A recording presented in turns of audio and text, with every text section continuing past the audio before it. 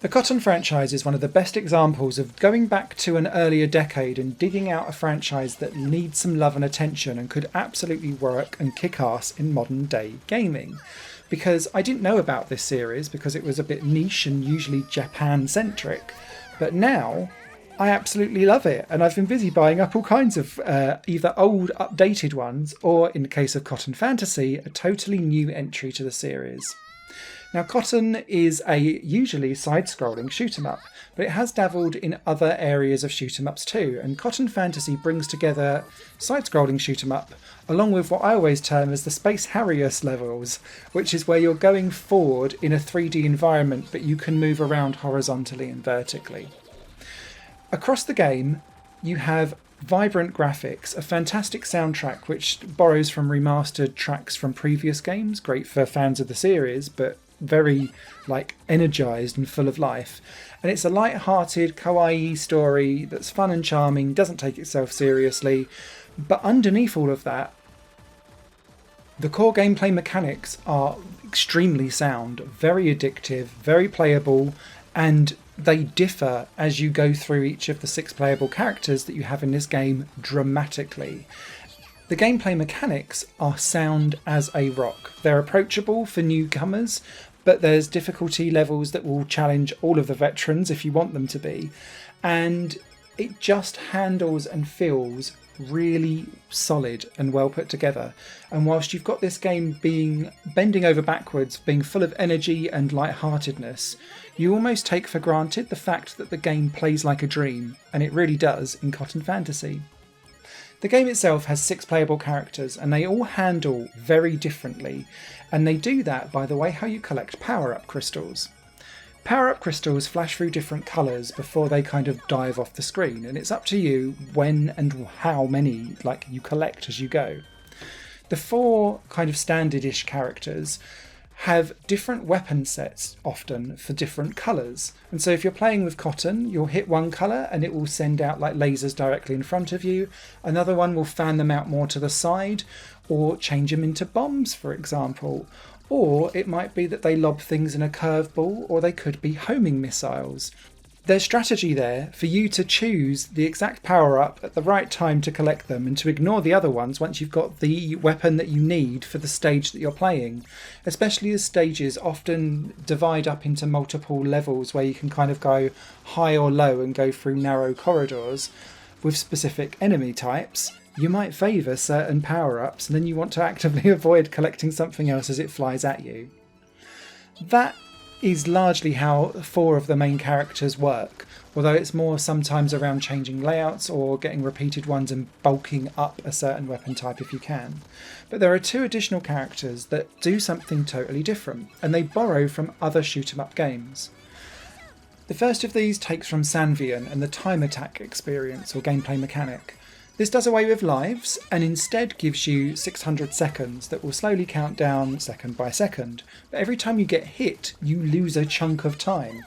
But all of your power-up crystals add time in. So instead of being strategic and trying to think, oh god, I need to pick up that crystal and avoid that one as they flash through colours, here you want to prioritise getting those crystals because they are your lifeblood. Because if you don't collect enough, you'll run out of time and it will be game over no matter how far you've got through the game and how clean you've been. However, every time you get hit, you'll lose that chunk of time, so there's a risk versus reward of when you go for the crystals. The other character that is of interest that borrows from elsewhere is borrowing from the LBRY series. And this is around, it was called the Buzz system back then, but I often refer to it as grazing. So in this you start off with a basic weapon set, and every time you kind of have a enemy bullet go past you and graze you essentially, you will then earn XP, and then that levels up your entire weapon set as you go through level upon level upon level. Now this XP element does exist for other characters too, apart from the time attack character, but it's kind of an addition and a as well as all of the things going on with the power-up crystals, whereas with LBRY you are really focused into making sure that you can upgrade everything through grazing bullets. As a result, all of these characters feel unique and different, and they all warrant their own playthroughs, and they feel like viable options. Quite often in shoot 'em ups, they kind of go, oh, and this one, everything's backwards. And you're like, what? It's there as like an interesting twist, but you kind of think, well, actually, this is lopsided and it doesn't work. All of these characters feel like viable options. The other way how this game continues to add replayability in is that there's 16 stages in total, but they only really give you 6 or 7 to begin with. And so when you complete the game for the first time, you'll be quite low on the leaderboards, even if you've done a fantastic job. And you're like, what's gone on there? And it will show you your route, and you'll maybe have gone A, B, C, D, E, F, G. And you're like, okay, I've done well. And then it says, you've now unlocked this new area and this new zone.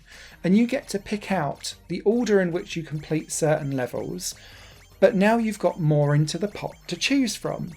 And so you can do a short run, or you can continue racking up the score and try and get a higher score going for a longer run. And then the next time you'll have completed the game with all of these levels, another one's into the mix. And then you're thinking, oh, cool. And so you'll keep on playing through, having a new level into the mix, and then continuing to think, right, I can play this level in this way, and just go around a slightly different route. And especially if you've got, say, certain types of levels where you really struggle for whatever reason getting through those characters, your score resets whenever you hit a continue. So if you're chasing for that high score before you kind of give up as a game over, you can arrange the levels in a way that suits you to get higher up the leaderboards before you earn that continue and lose all of your points.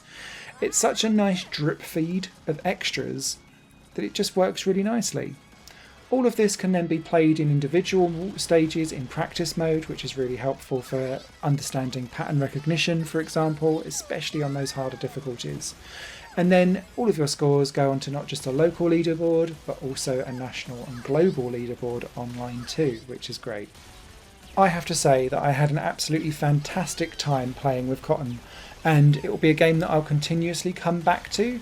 I wasn't very good on the higher difficulties at all, which is generally the rule of thumb for me on shoot-em-ups. I really enjoy the genre, I'm absolutely atrocious at them. But Cotton does it in a way that makes it feel so approachable and fun and engrossing and just full of life and energy that I think it's got a real cornerstone market in the shoot-em-up genre that I hope that Cotton continues to provide for many years to come, because this is a sunbeam of happiness and joy in what is usually quite a dark and progressively full of greys, browns and like dark blues, because it's all about metal and explosions and fire. This is just chaos in a nutshell, and it works, and I love it. So big thumbs up from me. Go out and grab it. Extra side note from me, if you like buying physical releases or limited edition releases, Strictly Limited Games will be releasing a physical version of this on PS4 and Switch. There's a general standard version, but there's also a collector's edition, which bizarrely includes things like a ceramic Japanese teacup and an Android figure of Natsuko Cotton. So, and that's in addition to things like keychains, soundtrack, cards, posters and art books. So it's a weird and wonderful one, but it's certainly definitely a collector's special edition. So yeah, that floats your boat, strictlylimitedgames.com. I have been slowly eating up the Cotton releases. I've just recently picked up Cotton Reboot personally myself too, and I'm loving that game as well. So I am going to be an absolute advocate for the Cotton series. Pick this lot up. I think they are great examples of shoot 'em ups made accessible, but with substance. Higher Plane Games is part of the Higher Plane Network, a completely independent media outlet supported by people like you. The goal is to create the best possible content that cultivates a richer indie scene for games as well as music and entertainment. To find out more and to get involved, visit patreon.com/Higher Plane Network. Your support makes all the difference, and in return you'll gain access to bonus content and downloads. Thank you for watching.